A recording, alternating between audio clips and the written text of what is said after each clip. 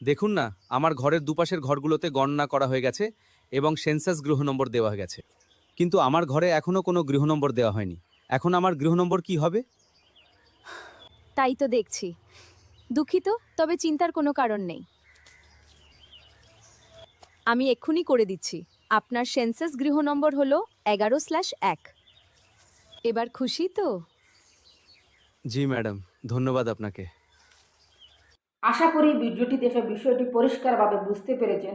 আপনার ক্ষেত্রেও যদি এমন পরিস্থিতি হয়ে থাকে তাহলে চিন্তার কোনো কারণ নেই। এখানে দেখুন মোট 4টি বিল্ডিং রয়েছে। প্রথম বিল্ডিংয়ের সেন্সাস বিল্ডিংয়ের যে নম্বর দেওয়া হয়েছে সেটি হচ্ছে CN10। দ্বিতীয় বিল্ডিংয়ের যে নম্বর দেওয়া হয়েছে সেটা হচ্ছে CN11। কিন্তু ভুলবশত তৃতীয় বিল্ডিংয়ে কোনো সেন্সাস হয়নি বা বিল্ডিং নম্বর দেওয়া হয়নি। এরপর চতুর্থ বিল্ডিংয়ের নম্বর দেওয়া হয়ে গেছে CN12। এমন পরিস্থিতিতে বাদ পড়ে যাওয়া বিল্ডিংয়ের জন্য আমরা ঠিক আগের বিল্ডিংয়ের নম্বরের সঙ্গে একটি স্ল্যাশ ব্যবহার করে 1 যোগ করে দেব। অর্থাৎ এখানে যেহেতু আগের বিল্ডিংয়ের নম্বর হচ্ছে CN11, তাই বাদ পড়ে যাওয়া তৃতীয় বিল্ডিংয়ের নম্বর হবে CN11/1। আশা করি বিষয়টি এখন সম্পূর্ণ পরিষ্কার হয়েছে। ধন্যবাদ সবাইকে। ভিডিওটি ভালো লেগে থাকলে অবশ্যই লাইক, কমেন্ট এবং শেয়ার করবেন। আরও এমন তথ্যবহুল ভিডিও পেতে চ্যানেলটি সাবস্ক্রাইব করুন।